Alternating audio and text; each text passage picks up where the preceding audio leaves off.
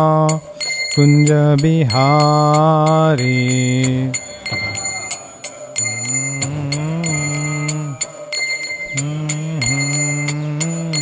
जय गोपीजन वल्लभा गिरिवरधारी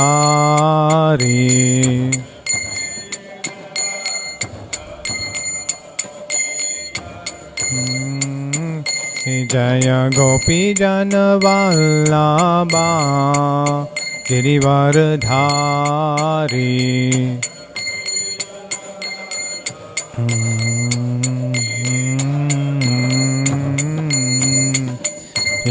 यशोदनंदन ब्रजजन रंजन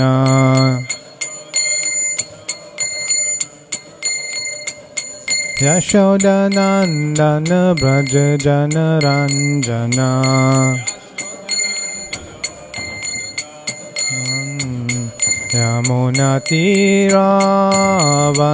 यमुनातीरावनचारी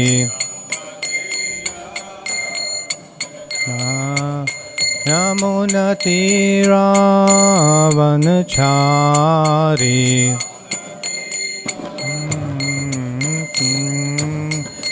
जय राधा माधवा कुंज बिहारी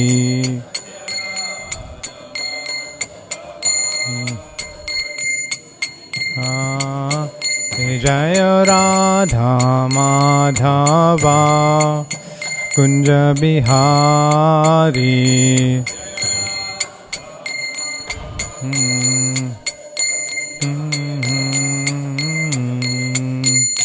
हरे कृष्णा कृष्ण कृष्ण हरे हरे हरे राम राम राम हरे हरे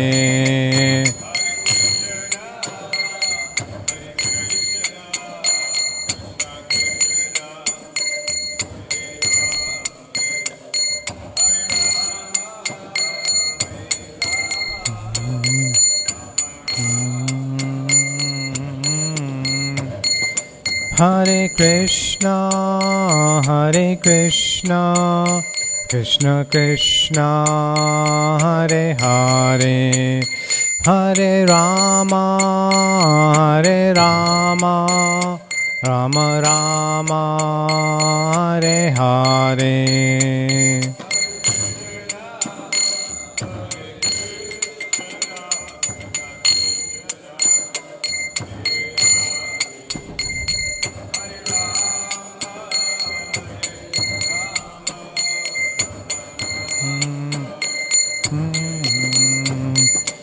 हरे कृष्णा कृष्ण कृष्ण हरे हरे हरे राम राम राम हरे हरे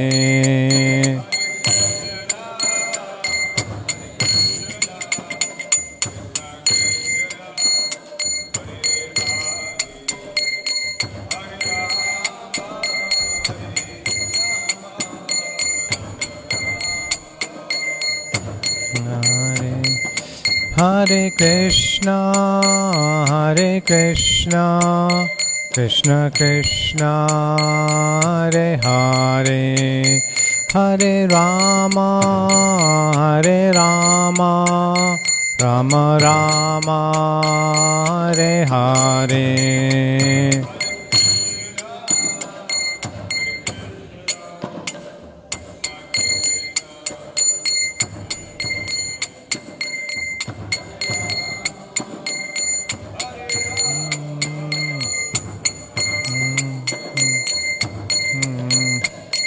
जय प्रभुपदा जय प्रभुपदा जय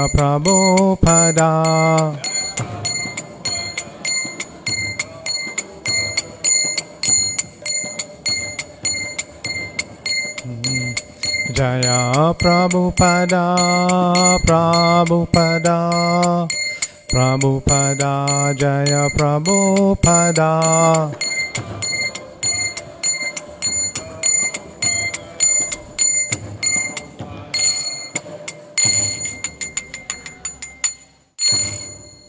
Jayam Vishnupad Paramahamsa Parivrajacharya Astottara Sata Shri Srimat His Divine Grace Srila Abhay Charanaravinda Bhaktivedanta Swami Srila Prabhupada Ki Jai.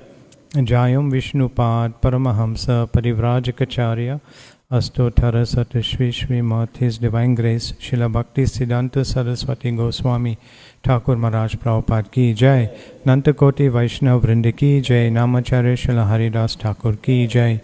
Prem se kaho Shri Krishna Chaitanya Prabhu Nityananda Shri Advaita Gadadhar Shivas Adi Gaur Bhakta Vrinda Ki Jai. Shri Shri Radha Krishna Gopa Gopinatha Shamakunda Radhakunda Giri Govardhan Ki Jai. Shri Navadvip Mayapur Dham Ki Jai. Shri Mathura Vrindavan Dham Ki Jai.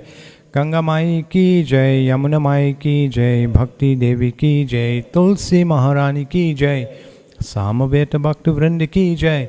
Nitai Gaur Premanande Hari Bol. All glories to the assembled devotees. Hare Krishna. All glories to the assembled devotees. Hare Krishna. All glories to the assembled devotees. Hare Krishna. All glories to the lotus feet of Shri Guru and Shri Gauranga. All glories to Srila Prabhupada.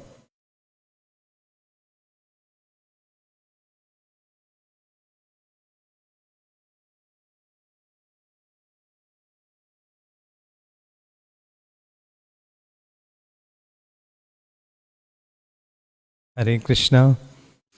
So today we'll start our reading into Nectar of Devotion by Srila Prabhupada. And we'll read the preface today. There's a little invocation or dedication which we'll read first. Nana Sastra Vicharane Kanipuno Saddharma Samstapako Lokanam Hitakarino Tribhuvane Manyo Sharanyakaro Radha Krishna Padaravinda Bhajana Nandena Mataliko Vande Rupa Sanatano Raghuyugo Shri Jiva Gopalako. Translation. I offer my respectful obeisances unto the six Goswamis, namely Srila Sanatan Goswami, Srila Rupa Goswami, Sri Raghunath Bhatta Goswami, Sri Raghunath Das Goswami, Sri Jiva Goswami, and Sri Gopala Bhatta Goswami, who are very expert in scrutinizingly studying all the revealed scriptures with the aim of establishing eternal religious principles for the benefit of all human beings. Thus they are honored all over the three worlds, and they are worth taking shelter of because they are absorbed in the mood of the gopis and are engaged in the transcendental loving service of Radha and Krishna. Om Namo Bhagavate Vasudevaya. Om Namo Bhagavate Vasudevaya. Om Namo Bhagavate Vasudevaya.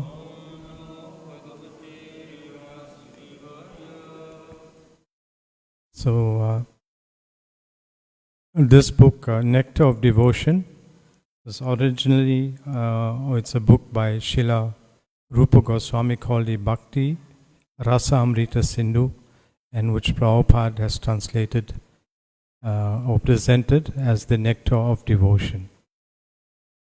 Srila Prabhupada, we'll find when this book is a result of Srila Prabhupada receiving various instructions and also Prabhupada praying for mercy.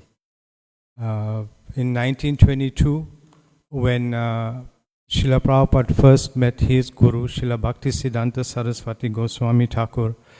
Srila Bhaktisiddhanta Saraswati Thakur, Prabhupada instructed Srila Prabhupada to spread Krishna consciousness to the English-speaking world. He told him that you're a young, educated man.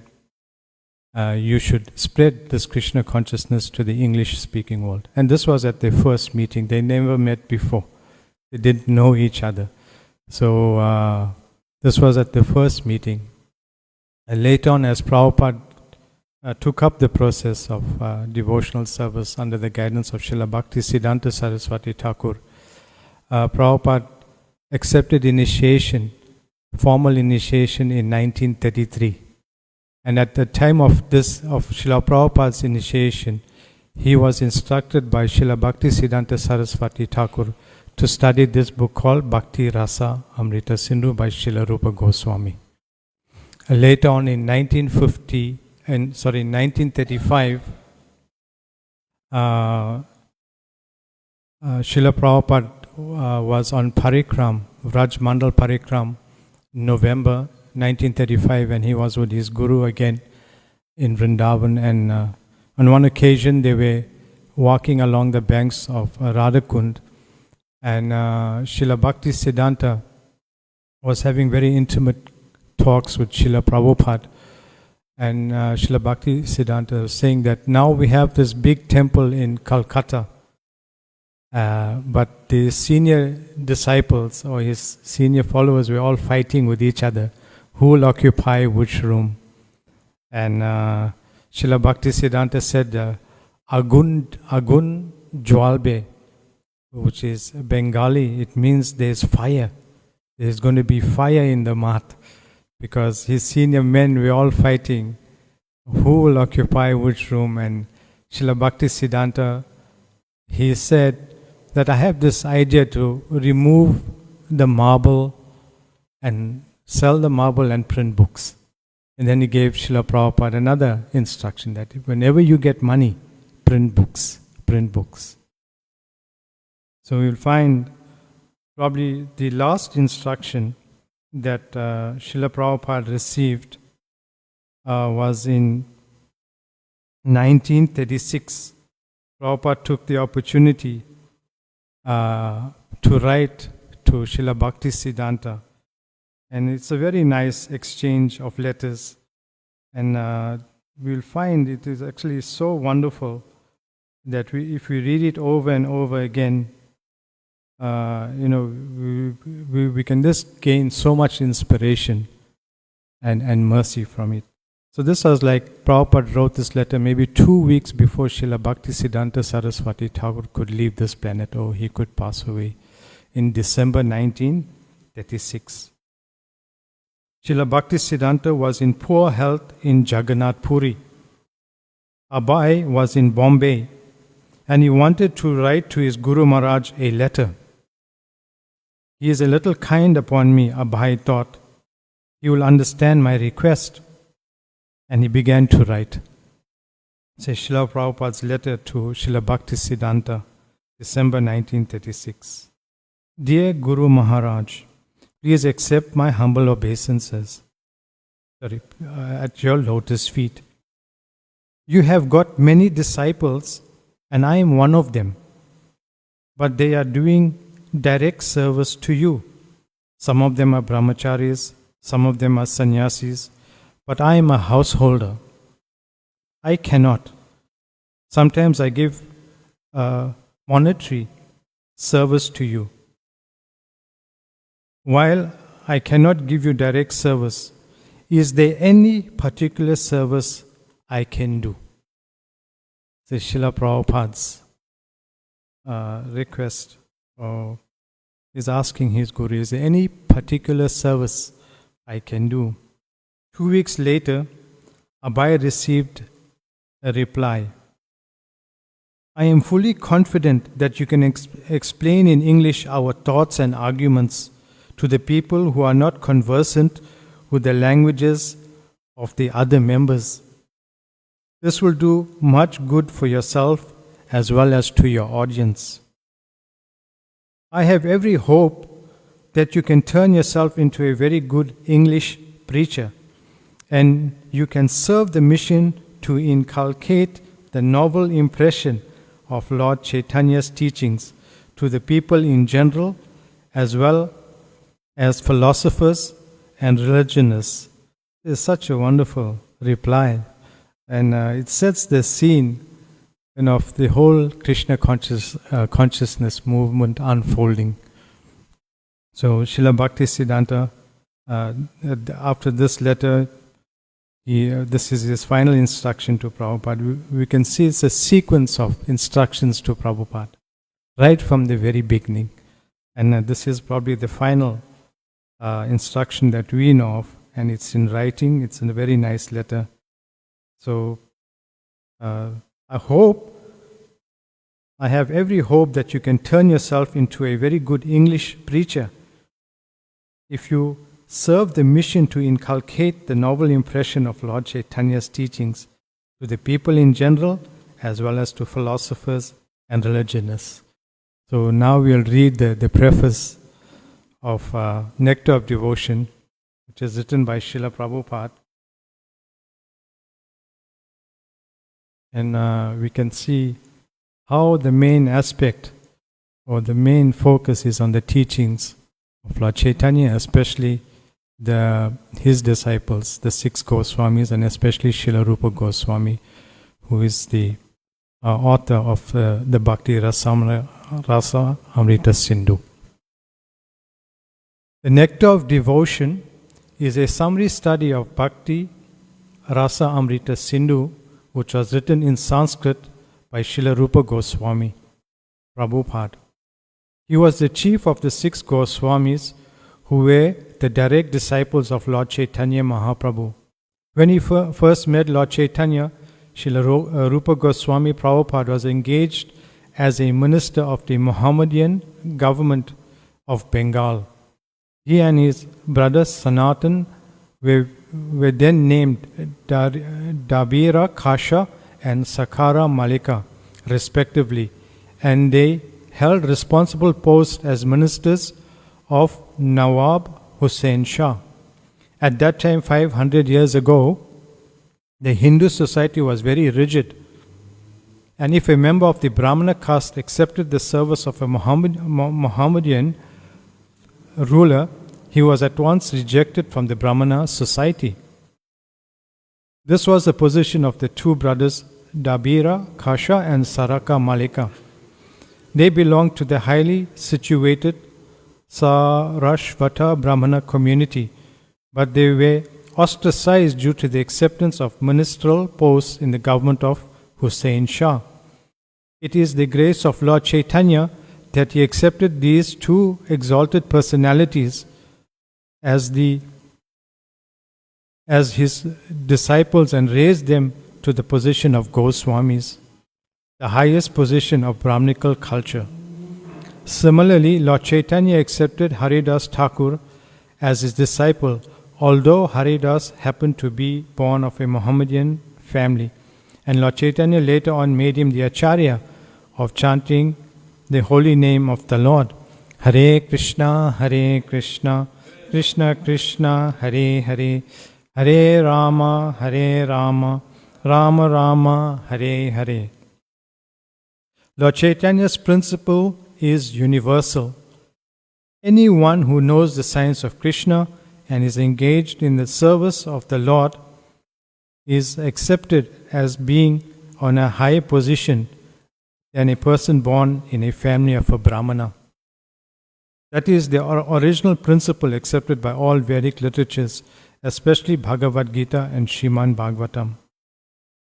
The principle of Lord Chaitanya's movement is in educating and elevating everyone is the exalted position of the Goswami is taught in the Nectar of Devotion. So this principle is the foundation to understand the science of Krishna. And this is what Srila Rupa Goswami is presenting. We continue. Lord Chaitanya met the 2 brothers, Dabira Kasha and Saraka Malika in a village known as Ramakeli in the district of Malda. And after that meeting, the two brothers decided to retire from government service and join Lord Chaitanya. Dabira Kasha, who was later to become Rupa Goswami, retired from his post and collected all the money he had accumulated during his service. It is described in the Chaitanya Charitamrita that his accumulated savings in gold coins equaled millions of dollars and filled a large boat. He divided the money in a very exemplary manner, which should be followed by devotees in particular and by humanity in general. 50% of his accumulated wealth was distributed to the Krishna conscious persons, namely the Brahmanas and the Vaishnavas. 25% was distributed to relatives and 25% was kept against emergency expenditures and personal difficulties. Later on, when Sharaka Malika also proposed to retire, the Nawab was very much agitated and put him into jail. But Sharaka Malika, who was later to become Sanatan Goswami, took advantage of his brother's personal money, which had been deposited with a village banker, and escaped from the prison of Hussain Shah. In this way, both brothers joined Lord Chaitanya Mahaprabhu. So here Prabhupada is saying, or is giving instructions for us as devotees and for the general human society, how to spend your hard-earned money. So it's something we can consider. Continue. Srila Rupa Goswami first met Lord Chaitanya at Prayag, Allahabad, India, on the Dasha Vameda bathing ghat of the holy city. The Lord instructed him continually for 10 days. The Lord particularly instructed Rupa Goswami on the science of Krishna consciousness. These teachings of Lord Chaitanya to Srila Rupa Goswami Prabhupada are narrated in our book Teachings of Lord Chaitanya. Later, Srila Rupa Goswami Prabhupada elaborated the teachings of the Lord with profound knowledge and revealed scriptures and authoritative references from various Vedic literatures. Srila Srinivasa Acharya describes in his praise to the 6 Goswamis that they were all highly learned scholars, not only in Sanskrit, but also in foreign languages such as Persian and Arabic. They very scrutinizingly studied all the Vedic scriptures in order to establish the cult of Chaitanya Mahaprabhu on the authorized principles of Vedic knowledge. The present Krishna consciousness movement is based on the authority of Srila Rupa Goswami Prabhupada. We are therefore generally known as Rupa Nugas, or followers in the footsteps of Srila Rupa Goswami Prabhupada. It is only for our guidance that Srila Rupa Goswami prepared this book, Bhakti Rasa Amrita Sindhu, which is now presented in the form of the Nectar of Devotion. Persons engaged in the Krishna consciousness movement may take advantage of this great literature and be very solidly situated in Krishna consciousness. So here's also a very important point. Practically everything in this preface is so important. Prabhupada is saying, it is only for our guidance that Srila Rupa Goswami prepared this book, Bhakti Rasa Amrita Sindhu, which is now presented in the form of Nectar of Devotion. Persons engaged in the Krishna consciousness movement may take advantage of this great literature and very solidly be situated in Krishna consciousness. So it's for our benefit that Srila Rupa Goswami has presented this book, and even greater than that, it's just a continuation. Srila Prabhupada has given us this book, Nectar of Devotion. Bhakti means devotional service. Since every service has some attractive feature which drives the servitor progressively on and on. Every one of us, including this world, is perpetually engaged in some sort of service. And the impetus of such service is the pleasure that we derive from it.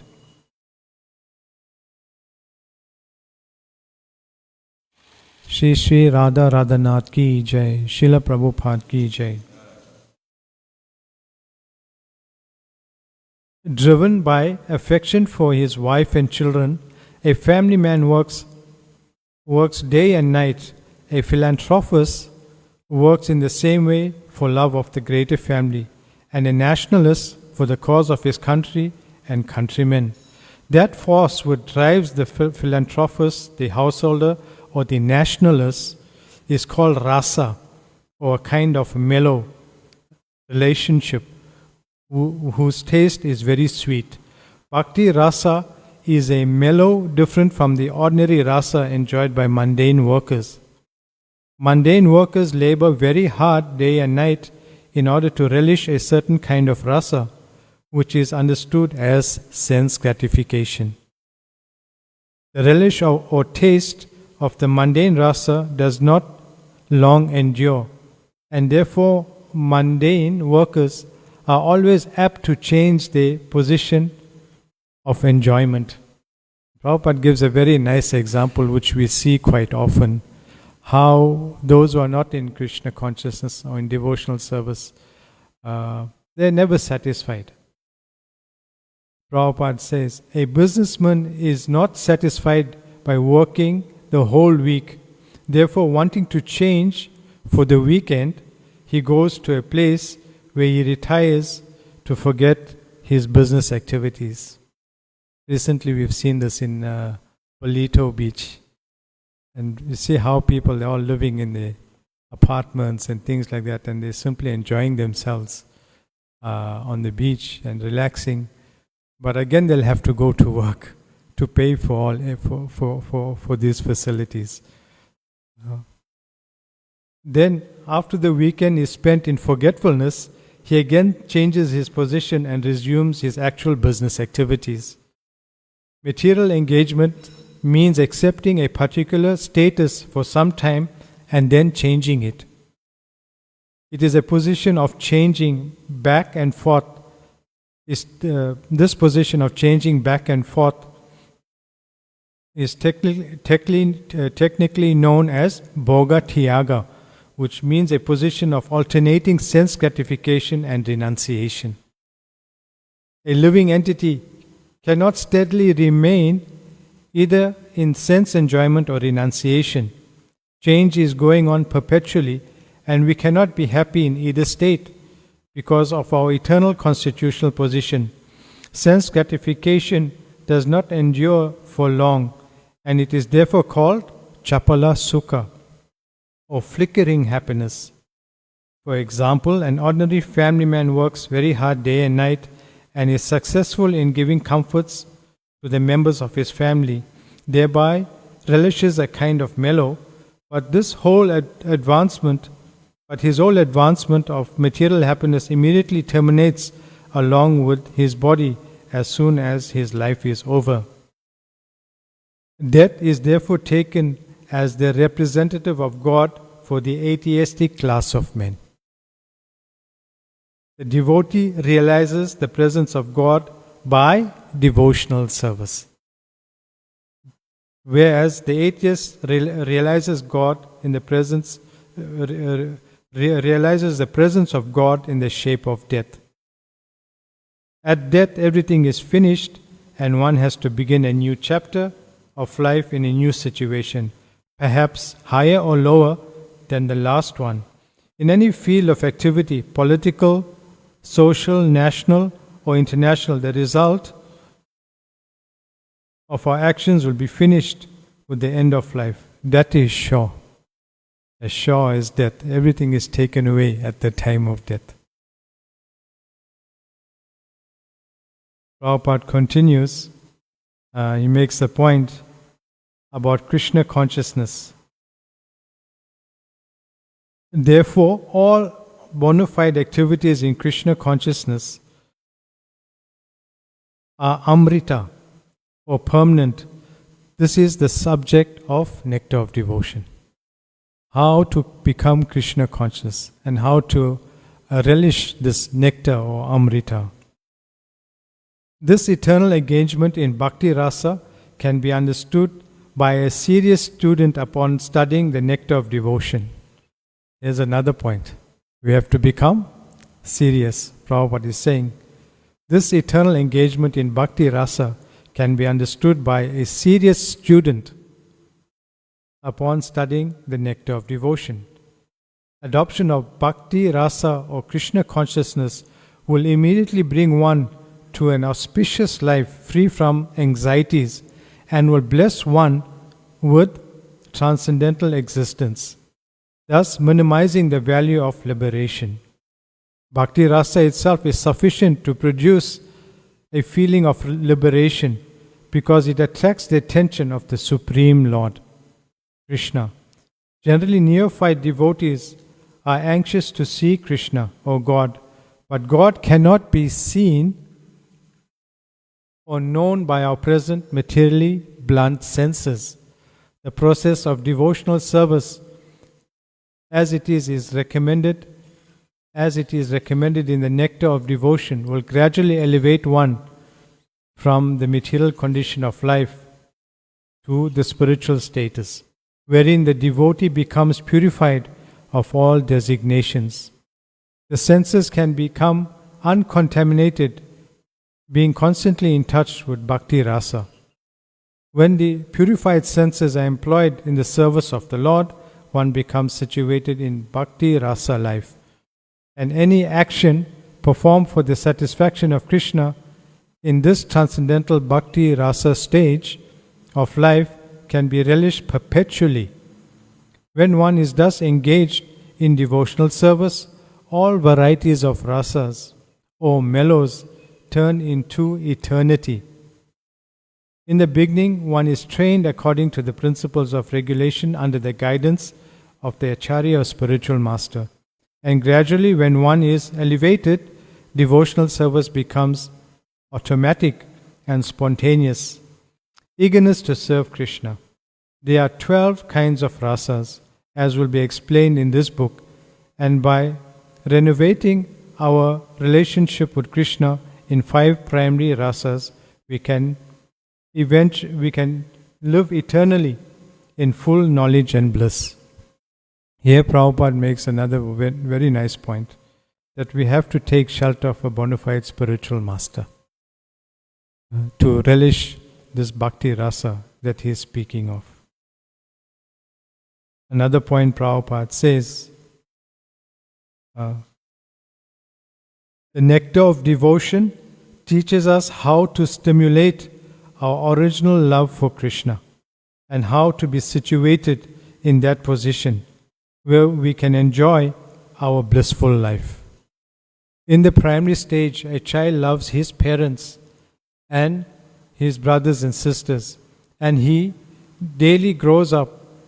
As he daily grows up, he begins to love his family, society, community, country, nation, or even the whole human society. But the loving propensity is not satisfied even by loving all humanity. That loving propensity remains imperfectly fulfilled until we know who the Supreme Beloved, who the Supreme Beloved. Our love can be fully satisfied only when it is reposed in Krishna. The theme is the sum and substance. This theme is the sum and substance of the nectar of devotion, which teaches us how to love Krishna in 5 different mellows. And this is another point, that the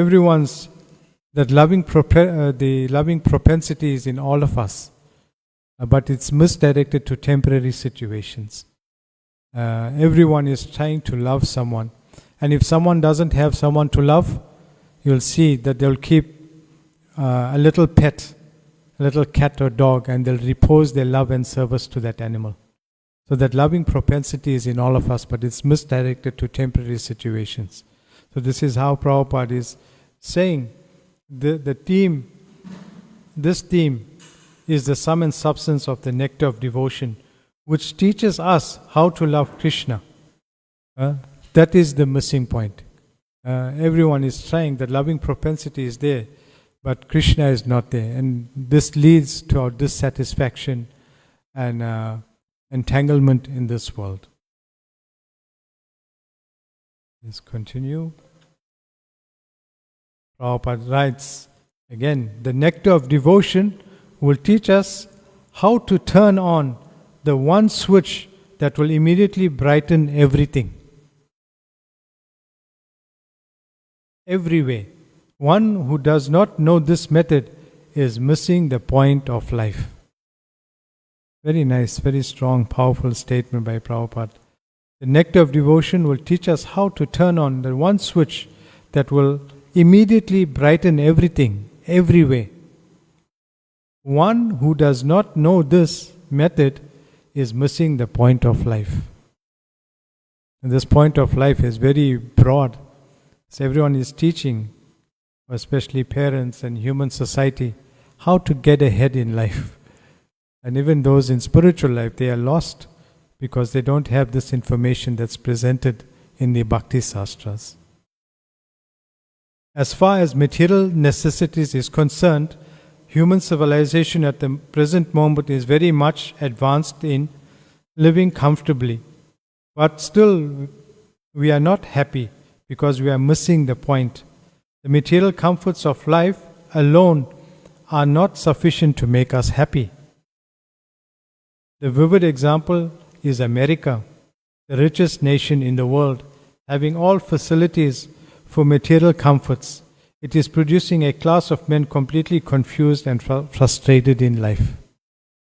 I had this experience recently when I lived in America for 3 months, especially in one place called Utah Spanish Fork, and I was serving at our temple. I would meet the tourists and guests that would come in. And one day I met a middle-aged lady. She came in and we were talking, and I was surprised that she has about 2 or 3 children. And she was quite young, so her children might be like quite young as well. But she decided to go on vacation. So she jumped in a car and she just began to drive all around America. So I'm thinking, what about her family? What about her children? But I didn't ask her, but I could see like she was disturbed. But to just like walk out on your family and just drive around. And now we read what Prabhupada is saying is so true. In America, the richest nation in the world, people are so confused and frustrated. So Prabhupada writes, in America, the richest nation in the world, having all facilities for material comfort, is producing a class of men completely confused and frustrated in life. Prabhupada is writing, I am appealing herewith to such confused men to learn the art of devotional service as directed in the nectar of devotion. I am sure that the fire of material existence burning in their hearts will be immediately extinguished. The root cause of our dissatisfaction is that our dormant loving propensity has not been fulfilled despite our great advancement in the materialistic way of life. The nectar of devotion will give us such practical hints how we can live in this material world perfectly engaged in devotional service and thus fulfill all our desires in this life and the next. The nectar of devotion is not presented to condemn any way of materialistic life, but the attempt is to give information to religionists, philosophers and people in general how to love Krishna. One may live without material discomfiture, but at the same time, he should learn the art of loving Krishna. At the present moment, we are inventing so many ways to utilize our propensity to love. But factually, we are missing the real point, Krishna. We are watering all parts of the tree, but missing the tree's root. We are trying to keep our body fit by all means, but we are neglecting to supply foodstuffs to the stomach. Missing Krishna means missing one's self also. The real self-realization and realization of Krishna go together simultaneously. For example, seeing oneself in the morning means seeing the sun also. Without seeing the sunshine, no one can see himself. Similarly, unless one has realized Krishna, there is no question of self-realization. Very powerful statement by Prabhupada. Unless one has realized Krishna, there is no question of self-realization. The nectar of devotion is especially presented for persons who are now engaged in the Krishna consciousness movement. I beg to offer my sincere thanks to all my friends and disciples who are helping me to push forward the Krishna consciousness movement in the Western countries. I beg to acknowledge with thanks the contribution made by my beloved disciple Sriman Jayananda Brahmachari. My thanks are due as well to the directors of ISKCON Press who have taken so much care in publishing this great literature, Hare Krishna. Signed A.C. Bhaktivedanta Swami. April 13, 1970, ISKCON Headquarters, 3764 Watseka Avenue, Los Angeles, California. So here Prabhupada, he mentions Sriman Jayananda Brahmachari. So he was a young devotee who joined in the early days in San Francisco.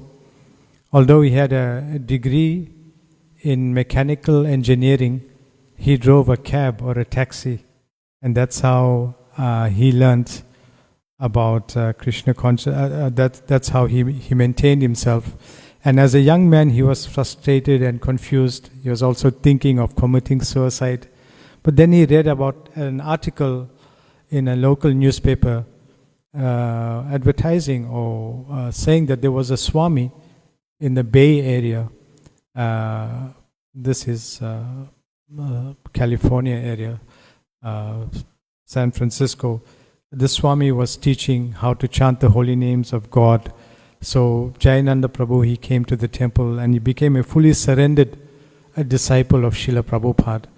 And he would maintain the temple from the earnings from his job as a taxi driver. And at one point, he donated his entire life savings to Srila Prabhupada, which was $5,000. And with that money, Prabhupada used to publish this book, Nectar of Devotion. So Jayananda Prabhu is a great saint, great saintly person in our movement. And he's honored at every Ratha Yatra, we have his picture. So also we find Srila Prabhupada, he's, before coming to America, he lived at the Radha Damodar temple. And there's one Prabhupada's disciple, Her Grace Mula Prakriti Mataji, American disciple of Prabhupada, who left her body some time ago. After Prabhupada left this planet in 1977, she went to India, especially to Mayapur and Vrindavan, and she began to interview devotees and people that knew Prabhupada. Like she interviewed one person who would supply Prabhupada milk. He was known as the Dudwala, and he would give his experiences of Prabhupada. So when she went to Radha Damodar temple, she met one Babaji, Ridhai Nanda Babaji, who lived, I think, at the next building to the Radha Damodar temple. And she went up, I think she most likely had an interpreter or a translator. And when she interviewed this person, the first question she asked Ridhai Nanda Babaji, did you know Srila Prabhupada, our Srila Prabhupada? And when he heard this question, he began to cry. he began to cry. And then he explained that he knew Srila Prabhupada around 1965, 1964, 65, when Prabhupada was living in Radha Damodar temple. He would translate books at night, and he would travel to Delhi to the printer and things like that. And then he recounted how for some time at night, maybe at 12 or 1 o'clock, he would hear someone crying, wailing, crying, down in the courtyard where the samadhi is of Srila Rupa Goswami. And so for the first few nights, because he wanted to take rest, he just he didn't think much about it. Then one night when he heard again this crying of a person, he went up onto the roof and he looked down at the samadhi or the courtyard where Srila Rupa Goswami's samadhi is. Then he saw Srila Prabhupada with a broom, and he was sweeping the courtyard around Srila Rupa Goswami's samadhi. And at that time it was in original condition.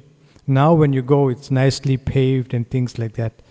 But I think it was something that they did recently, because I remember the first time I went in 2002, it was still the original Vrindavan dust and things like that. So it was so nice.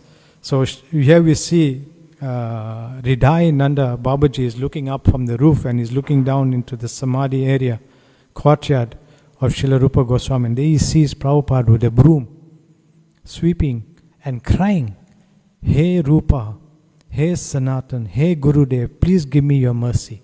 Please give me your mercy. Please give me your mercy." And then later on, of course, in 1965, Prabhupada left to America. And then we've heard early on that in 1933, Prabhupada got the instruction at his initiation to study this book, Bhakti Rasa Amrita Sindhu. And finally, in 1970, in Los Angeles, where we read at 13th April 1970, Prabhupada wrote this preface, and in 1970, this book was published, Nectar of Devotion. And Prabhupada writes, he wrote this when he was in Los Angeles temple. In 1970, the devotees moved from the old temple in Los Angeles to the new temple. And whenever, especially when I first came into Krishna consciousness, when I would read the books, this address always came up. 37664 Vatseka Avenue. And one day I was think one day I must visit this place. And this year I was fortunate to visit this place. And more fortunate to visit this temple, I had the opportunity of going into Prabhupada's room. And we cannot walk, when you go to Los Angeles temple, you cannot walk into Prabhupada's room like you'll do in Mayapur or Vrindavan or Juhu Beach or here at our temple as well. I had to make an appointment to go into Prabhupada's room. And the Mataji that manages it, she's a Prabhupada disciple. She's very strict. You'll have to go through a foot bathing ceremony. And there's a towel, you wipe your feet, then you walk up the stairs. She's telling me, this is the stairs Prabhupada walked up. This is the railing. It's original that Prabhupada used to hold and walk up. And when you go up into Prabhupada's room, there are videos on YouTube of Prabhupada chanting in his room. You can watch. It's like 95% original. Prabhupada's darshan room, you go into his bedroom, and there was another room where he would do recordings. There's a video where Prabhupada is recording, playing the harmonium and mridanga. And he's saying, my father, he didn't want me to become a worldly person. He wanted me to play the mridanga and harmonium and become a devotee of Krishna. So I was fortunate to visit this place.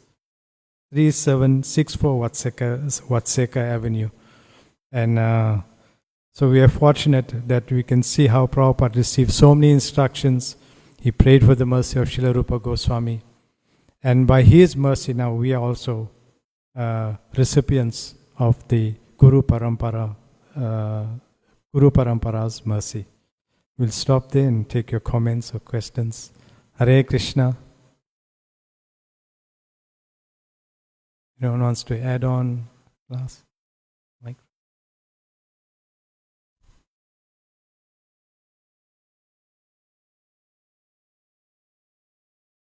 Okay. That's it. Srila Prabhupada ki jai.